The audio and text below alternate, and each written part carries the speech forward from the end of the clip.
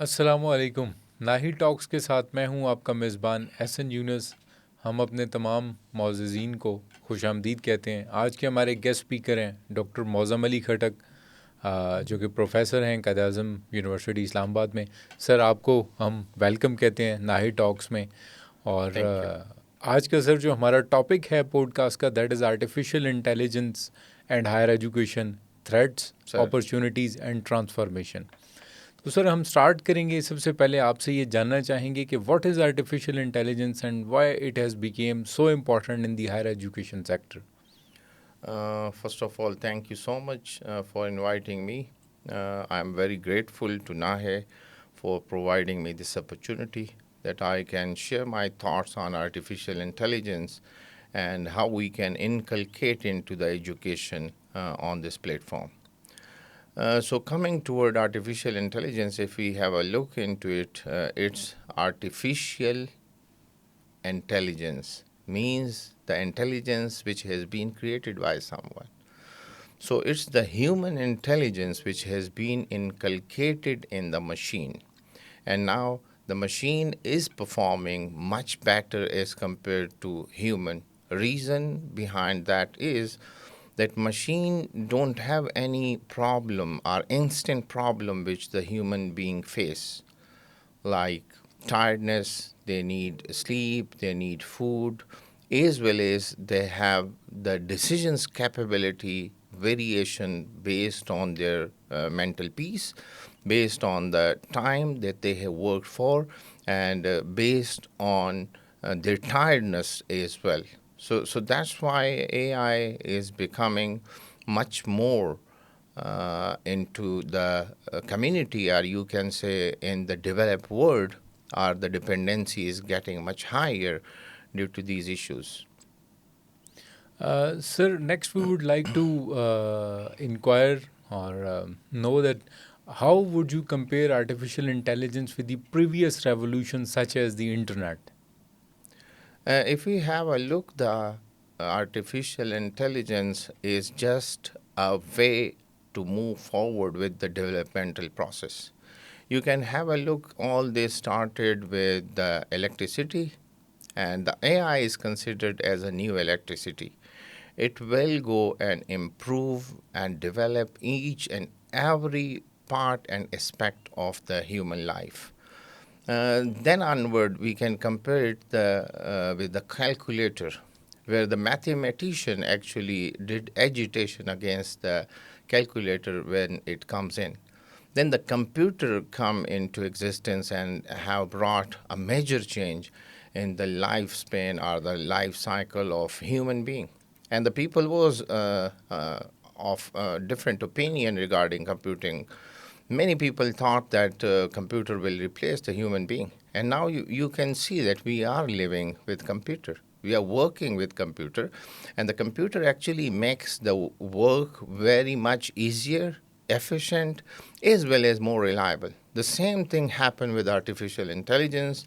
It's a kind of tool that has been aided by the scientist as a process of that development, and it is improving each and every aspect of our life.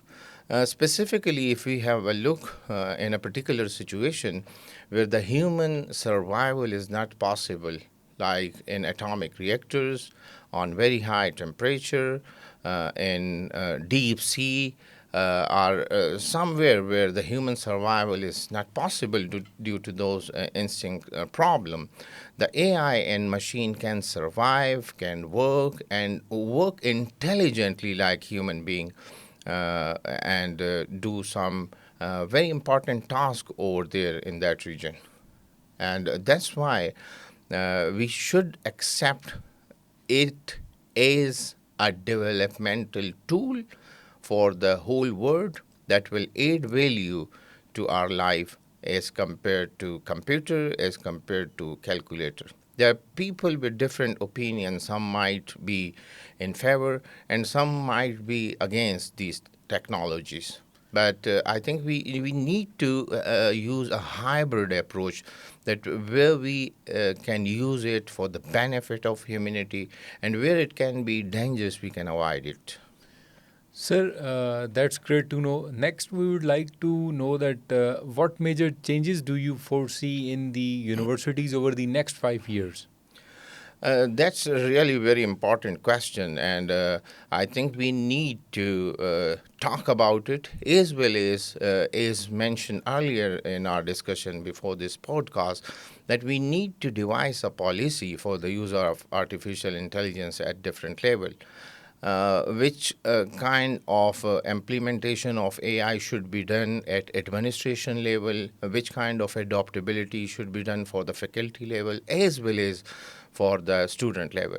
So it's very imperative to mention, because the AI is developing every day, and we need to devise this policy as soon as possible, because the use of artificial intelligence shouldn't be as we are doing to take help, rather than understanding things by our own self. Specifically, if I talk about the student, they use it to prepare their assignments, their papers, or something else, behind which is no understanding and no knowledge. That is a kind of threat for the humanity, and that's why I'll give an example of Sweden, who stopped the AI and digital gadgets in the classrooms for the student. Sweden was the first one to adopt or to move toward this digital transformation, but now they have stopped it because the dependency on these digital tools have disturbed the normal nurturing of human brain.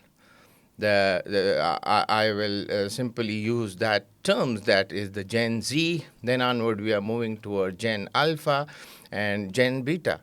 And it's a drastic change in the word that for the first time in the history, parents are more smarter as compared to their children. And reason is the exposure of those younger children to these technologies, then onward to put all the burden to take decision and to provide answers from those technology. So there should be an ethical way and right way to use this technology, that it shouldn't disturb the normal nurturing, the knowledge gaining capabilities of human being, and human being should be the center of the decision, either we are using that technology in any field of our life. So that's why the first thing that we need to devise this policy, that up to which extent you can use, how you can use, and what is the right direction to use these technologies. Next, we would like to learn from Dr. Mozam Ali Khatak regarding the impact of artificial intelligence on students. Sir, what is your take on this? Has artificial intelligence made students more smarter or more dependent on the technology? I will say the artificial intelligence have added value in the life of human, or the student's life cycle, I must say. You can see that the students are using it just as a replacement of Google, and they just find out many things, and they find the relevant thing and write it or understand it by their own.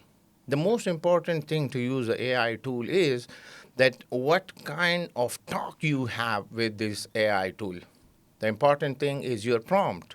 And the prompt designing or prompt engineering by itself is a different subject, that to which capacity, to which level you want AI to explain the thing. AI have a lot of data in the background. And then you need to write the prompt, that what kind of data you need, how AI can extract it, and in which pattern or in which flow you want AI to present it. So that's why, rather than using these AI tools simply as a search engine, as Google or other tools like this, we need to help those students that they should know the right way to communicate with the AI tool, and how they can obtain the main crux of their question from that AI tool, rather than a very generalized discussion or statement.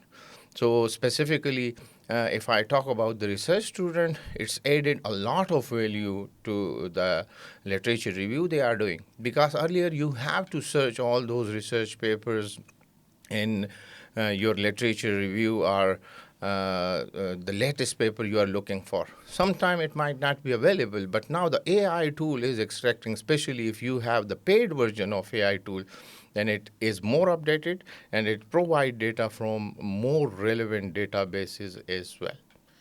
Well, that's very interesting to know. This talk is very interactive, and we are learning from Dr. Mozam Ali Khattak. Sir, what do you recommend how students can use AI tools like Chat GPT more ethically? What steps they should take to use it in a more ethical way? Thank you. The most important thing I will recommend that there are different tools which are providing help and are very efficient in certain problems or in certain question. For example, if I talk about ChatGPT, it is good for discussion, or you can get some good ideas through ChatGPT. But on the other side, if you have a look, ChatGPT always provide wrong references. Then onward, with respect to mathematical calculations and programming, DeepSeek is good. Perplexity is more recommended for the research community, and Perplexity references are even much more better as compared to other tools. Then onward, the Grok, we have a look. So the ethical way to use this technology means that you can take help from them. You can provide the prompt in a way that it can provide answer as per your requirement. And then onward, you shouldn't copy and paste all those material, but you need to understand and then write it by your own with respect to your understanding. We have now seen the new edition in Turnitin as well, that it not only gives the similarity index with the databases or with the other published article, it also give you the similarity index with AI now, that this text has been written or originated from an AI platform. So beyond moving into that level, or you can say to indulge yourself in any kind of negativity, it's better that you should understand the topic. You can take help from AI tool as a tutor, as a mentor, and then reproduce it by your own self. So it will play a very vital role in your understanding, knowledge gain, which is the main purpose of education as well. And you can have exposure to the updated knowledge through these AI tools. Sir, next question is, do you really think that the critical thinking is at risk with the advent of artificial intelligence? As I mentioned earlier, critical thinking might be at risk if we give the whole and sole authority to artificial intelligence. As I mentioned earlier, that if we use artificial intelligence as a tool, that it can make our work, our task easier, then after getting the feedback from the AI tool, we can review these feedback and take the decision by our own. Then it wouldn't be at risk. But if you simply hand over all your decision powers and capabilities to AI to rely on that AI tool, then it will be at risk because you are not thinking through your own brain. Through your own thoughts. And similarly, you don't have the comparative analysis inside your brain. What kind of decision might be dangerous or fruitful for which part or which group or team of the society? And then onward, AI has its own priority. So AI will do it as per its training model, which has been used for the training of that AI model. So therefore, we need to have a review process on all the AI decisions that has been made beyond giving all the decision power to AI. So thank you very much. Welcome. The next question is, what do you recommend, sir? What are those areas that students should focus on that AI cannot easily replace? I think the most important thing is the learning process, which AI cannot replace. A human being should learn by themselves through experience, through reading, and as well as to do the comparative analysis on different patterns. The learning process wouldn't be replaced by AI. You can see that AI can help you. AI can provide you some updated material. AI can provide you the comparative analysis. But for example, if I am sitting here in the podcast and you ask me a question, then AI cannot prepare the answer for me. It should be in my brain that what should be my response to your different questions. So the same thing, the learning process wouldn't be part of using AI. You should learn by your own, and that's what I mentioned in my last comment as well, that AI should be used to enhance the learning capabilities of the human being rather than a copy-paste mechanism that has been followed in many patterns, or you can say at many levels. So AI cannot replace. Even there are certain research which is still going on by Neuralink, that is a company by Elon Musk, and they want to implant a chip in the human brain, where some sort of your memory will be replaced over there. That your decisions, capabilities will be enhanced through that chip. There is a new term that is robotism and transhumanism, where the technological advanced tools has been used by the human being to enhance their capabilities, their eyesight, their thinking, their speaking, their listening, and so on. We have seen its example in Olympics 2024. You might have seen that picture where a Turkish shooter was shooting the target without any technological tool, while the other Korean, Japanese, and other people was shooting by have lenses, special glasses, and some other camera equipment as well to hit the target which has been fixed. So that's the transhumanism, to enhance the capabilities. And even the chip implantation in the human brain and AI might be a futuristic tool to enhance the human capabilities.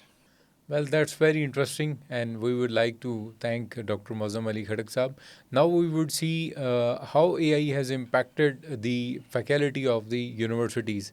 Sir, what do you think that what impact AI has on the university faculty, and how it has changed the role of university faculty? This is a very important question, and last week we had discussion on use of AI and its developmental cycle that is taking place across the globe. The AI has developed a lot of things with respect to teaching, with respect to learning, with respect to classroom environment, with respect to examination, evaluation, and assessment of students. There are many new tools which has been used by, specifically what I am using, and that how I learned back in 2010 when I was in US. There was a logo that Scientists Without Border. And then onward in COVID-19, we have seen Classroom Without Borders. That the physical existence of the student is no more important, but the knowledge gain, the learning process is still there. The AI is helping us even in personalized learning, that we can have different type of approach for different students with respect to their learning capabilities, with respect to their memorization, their mental strength, as well as their life. So the tool is available 24 by 7, and you can simply take help from it anytime. The teacher might be available from 8 to 4, or even for few hours between 8 to 4, or sometime if you have the evening classes, it will be like 7, 8, or 9 p.m. But the AI tool is available 24 by 7. We are even doing a project with British Council and with the Kazakhstan, where we are using artificial intelligence to enhance the learning capabilities of the students. And for that purpose, we are observing different activities of the student. And then onward, based on that, we have a complete analysis that how the student feel when you ask a question, how he respond, what is the thought process, and after the thought process in the brain of the student, what he or she actually draw on the paper. So all these steps which has been followed in the learning, in the assessment, and the evaluation process of the students are rightly very helpful to identify the weakness of student. And over there we are recommending different AI tools as a step toward personalized learning of that student, and that's very successful. We have been granted 1.7 billion Pak rupees from Ministry of Education in Kazakhstan for this project as well. So that's very interesting to know. So nowadays there has been a talk that students are relying more on artificial intelligence for their university assignments rather than employing their critical skills and critical abilities. Do you think that the professors should allow AI assisted assignments? I started actually the discussion from there that we need to devise the policy, that what's the right way and how you can use these platforms. I personally believe that AI is now part of our life. And instead of stopping our next generation from these new technologies, we should help them that what is the right way to use this technology. And that's what which is missing even in the academic institution. We need to guide our student, we need to guide our professors as well, that they must use these smart technologies to compete in the world. My student will not sit, our professor will not sit the whole life here in Pakistan. They will go abroad to Europe, to US, to Gulf, and there they will compete with the people from the renowned universities who are using and adopting these top smart technologies. So we should adopt these technologies in the right way, in the direction, but the self-learning process of the student and the faculty must be there. Look at this, the new competition now coming in the field of artificial intelligence is how you can smartly use artificial intelligence, how you can design your prompt, how you can extract maximum and very much on target answers from the AI tools. So the new competition, even I have participated in a competition at Air University that was about the prompt design, that how efficiently and right prompt you can design to ask the AI tool. So the quality prompt you have designed for the AI tool, you will get the quality answer. Like there are different talks. One that we are discussing with one another, and another one is the talk that I have in my brain, the self-talk which I have. And as much the quality of self-talk is higher, that will have a very positive impact on my personality. And same thing happened with the AI, because AI store what previous conversation you have. Most of them have that knowledge. So if you are actually helping AI to learn about your personality, then in future someone might ask that AI tool about your personality, and it will give you the complete reflection that what kind of personality you have. So that's very thought-provoking, rather. Now we would like to know that based on all these challenges which you have mentioned, and specifically restricting ourselves to our country, Pakistan, do you think that what is your suggestion that which competencies should faculty members develop, and do you think that AI would ever replace faculty members? Thank you very much. As mentioned earlier, that AI will replace all those who don't know how to use AI. So therefore, we need to know the right tool. Either we are in a field of medicine, we are a teacher, we are a professor, we are a student, we are a programmer. Which tool can even we are a designer? Which tool can be more helpful? And as you know by yourself that artificial intelligence is the new electricity, it will move and enter in every field of life. So you cannot means hide or close your eyes to ignore this development in the field of artificial intelligence. It's very right that everyone in every field should identify the right tool which can enhance their capabilities. And specifically, if we adopt it from the student life, then definitely the growth, the means that achievements of those students will be much more higher as compared to others. That's great to know. Now we would like to learn about AI and its linkage with the research and academic integrity. Sir, what do you think how AI is transforming academic research? AI have added value in academic research as mentioned earlier by providing very updated material. The second one is that it's also helping us in the comparative analysis and provide us even access to the new tools, which are even sometime not available from the university website or even it's on payment. But still, these AI tools provide access to those tools and that material in many cases. In many cases, because the availability of the data set is there for the AI tool. The next important thing that you have mentioned about the ethics and research. So, is the main purpose of research and these academic activities is learning. So AI shouldn't be used as a hurdle between the learning process.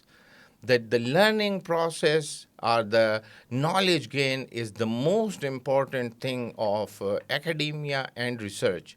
And once it has been lost, and we simply think that all these things will be produced or reproduced by AI in a different way, then that is the loss of academic community. And that's even the unethical way of these tools to use it, that you simply rely them rather than enhance your own learning process. Because if you ask the AI tool is learning about that topic, not you. Unless and until you discuss, you write, you memorize, you compare, you analyze, and you evaluate it by your own self. AI should be used to extract material rather than, as mentioned, as a copy paste material. So AI must be used as a tutor, as a mentor, as a helper, or as a even sometime as a friend, where you can discuss without any restrictions, where you can ask cross questions, and you can simply explore each and every aspect of the topic that you want to learn. And later on, even in the absentia of AI, if you are able to talk about it, if you are able to write something, if you are able to speak about it on any platform, that's the true essence of learning, research, and knowledge gain. Sir, that's good to know. There is another issue which is plagiarism.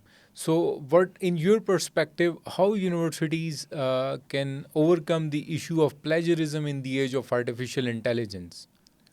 Plagiarism is one of the major problem, and it arises with the internet too much, and even we have the ability to find, or you can say, the similarity with the other document. Means that you claim someone work with your own name, and you publish it or you claim it as your own article, which is not the right way or the ethical way to do the things.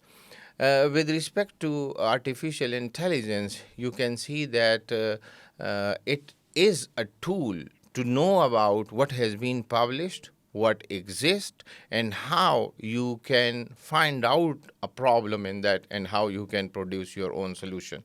So, based on the knowledge that you have gained, you have to think about it, you have to propose your own solution, and then onward you need to publish it rather than what has been provided by AI. Because it's written by AI, and therefore you cannot claim it by your own. But AI has enhanced. On the other side, if there is a negativity that people are trying to copy paste from the AI material, there is a mechanism that AI text, AI written literature can easily be recognized with the help of AI tools. So on one side, it has enhanced the plagiarism and all those things, but on the other side, we have the tools available over there. One more thing that I specifically mention here, that we need to train our people. Unless and until it's not in your personality that this is wrong and I shouldn't do it. And once you recognize that I must not indulge myself in this wrong thing, then it will automatically reduce the culture. You can see Japan is on top in honesty with respect to sharing the truth. And on the other side, you can look at the other countries as well. So rather than blaming artificial intelligence and these smart tools in different things, we need to educate, we need to train our people that what is right, what is wrong, why you shouldn't do it, and then onward, automatically it will be inculcated in the whole society and the whole community. Now we will move to our last segment, which is policy and future outlook. Sir, in your opinion, shall universities in Pakistan develop formal AI policies? Of course, it's very important. It's compulsory. Pakistan have designed back in 2021 and 22. They have designed a draft AI policy, but still it's not regularized, approved, and we don't have a proper guidelines at any level regarding the use of AI and how to use AI, where to use AI, by whom it should be used, and where we shouldn't use that AI. So I think now the AI is inculcated in each and every field, that for every field you should have the specific guidelines. Like if you are engaging your medical schools with robotic surgeries, where you are going to engage with medical diagnostic. So any kind of wrong diagnostic may have. So how you can fix the responsibility? AI have no tangible existence. It's just a machine. So how you can fix the responsibility? The reason behind that is that we need to even develop our own AI tools, our own models, AI models, and it should be trained as per our data set, as per our requirement. So the policy should be devised at top level as well as at lower level, that how much AI, how AI, where AI, and where not to use AI in their respective fields. Specifically, as I mentioned even the last talk in Azerbaijan, I specifically talked that as a Muslim country, we need to develop our own AI tools. Why we are simply relying on Western tools for our own? And we are even training their models. We are providing our personal data. Many people who don't know how to use AI, they are providing their personal data, their personal documents, which can be dangerous and which can be used against them at some level. So better is that as we have independent equipments, either it comes to scientific community, it's come toward defense side, it comes toward medicines, it comes toward agriculture side. Similarly, we should have our own tools and applications in the field of artificial intelligence. We shouldn't means be offered to compete with the world, because we have the capacity and the capabilities that we can develop. But the people has not been guided on that direction, neither the vision has been given. There is now even Pakistan Digital Authority which has been established. And I am very hopeful that Ministry of IT and Education and Higher Education Commission, they will work together to develop such tools for next generation of Pakistan as well. Sir, that's very good to know. Sir, I would like to have your perspective on the question that what HEC and universities should do immediately to prepare for artificial intelligence. That's really a very important question, and I'm in a position that I can respond it by my involvement with NAHE in different platforms. The most important thing that NAHE have inculcated this AI in higher education is very important modules in the training process, and therefore we need, as HEC has provided access to internet through PERN platform.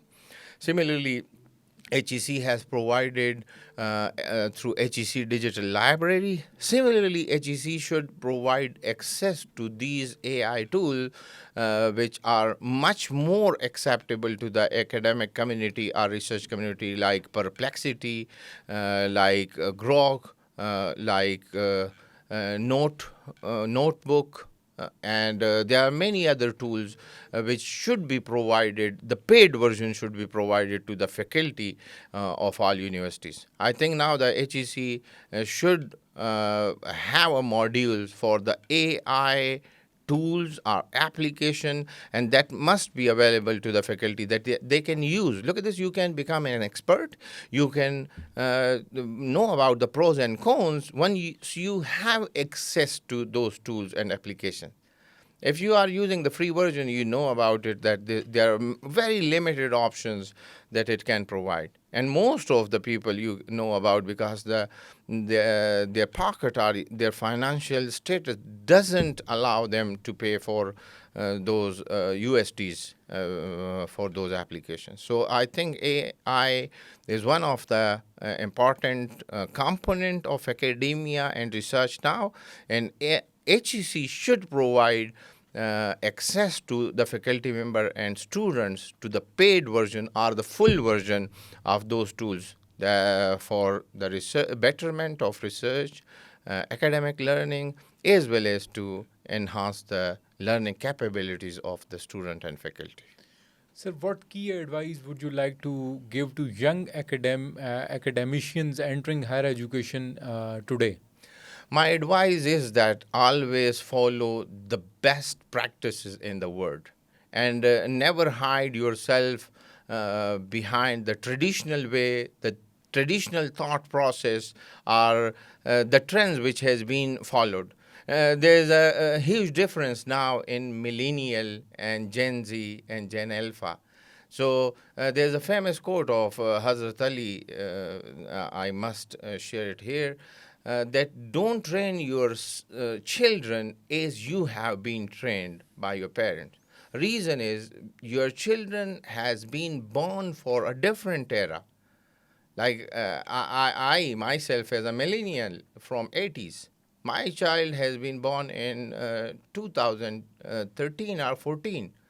So how I follow those guidelines or those trends or those rules regulation in which I was trained back in 1980s or 81. There was no computer, there was no phone. I got my first phone at the age of 19 when I was in university. But my children have exposure to phone, to iPad, to laptop from the age of 6 months. So how I can compare myself with them? We just ask them that what is the right way to use these tools, how we can enhance ourselves, our personalities by using these tools. And the same advice goes to the younger faculty members that don't follow the older professors or the old trend which has been followed by those who didn't adopted these technologies or even haven't practiced or used these technologies. You are the new generations. You are born, and even in the lap of your mother, you have access to these small gadgets, these AI tools, these computers, these internet devices, and therefore you should be very different from them. You make the learning process much more easier, much more comfortable, as well as much more interesting for your students. Then they should learn in a very friendly environment. Sir, concluding our conversation, if a university teacher and a university student is watching this podcast, what three actions would you recommend for each of them to adopt in the next 6 months to remain relevant in the age of artificial intelligence? The three important things that I will share for the faculty and students, the first thing is the awareness. They should know about that what are the new tools, what are the new applications that they can use in their own field for the benefit. Then onward, they should know about the negativity of those tools are the ethical use of those tools. And the third one is that they shouldn't stop their own self-learning process. The problem which occurs or which arises with these AI tools is that we as a human stop our own learning process. We simply rely on AI tool and we thought that it will respond to everywhere. Whenever we need, it will respond. But just imagine the scenario where I will have no access to my mobile phone, no internet. Then what myself, who am I? What I have in my brain? What kind of thought process I have? For example, if you ask me a question and I look in the mobile phone and then I am just reading from the mobile phone and replying you back, that is not me. That's not my personality. That's the mobile phone. That's the application that I am using. But who I am, look at this. One is my physical existence that I am, which is tangible. Another one is my soul, my thought process, and the scholarly intent of mine. What it is that? That is not tangible. And that's in my mind, that's in my brain, and you can simply know about it once I talk with my mouth. You can look at the selection of my words, what kind of thought process I have, how I can link the sentences, and what kind of statement I give about anything that you can ask. And that's the way to know about the personality of a person. And similarly, you have to give the prompt to AI tool that what kind of personality the AI tool has. So that's the main thing, that they should have awareness, they shouldn't stop their learning, and similarly, they know about the ethical use of those applications. They shouldn't indulge themselves in any kind of negativity or unethical use of those AI tools. Lastly, we would like to have a very quick question to Dr. Mozam Ali Khatak pertaining to NAHE, National Academy of Higher Education. Sir, what is your take on the question that what role should NAHE play to prepare university teachers for AI-enabled teaching, assessment, research, and academic leadership? Thank you so much. As a part of NAHE and even by delivering the AI modules in higher education in the new or the newly inducted faculty member, I must recommend the NAHE that they should also provide a platform to the new faculty members, to their own staff, that there should be a tool where even you can check the progress of those people which has been trained here. You should link their achievements and their move, or you can say the next step toward their progress or development on every step.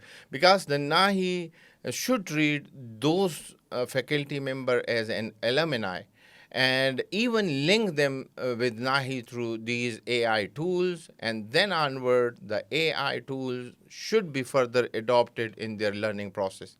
They should use it in their classroom, in the evaluation process, in the assessment process, and then onward, they must be linked with the NAHE as a mother institution in their life through those platforms as well.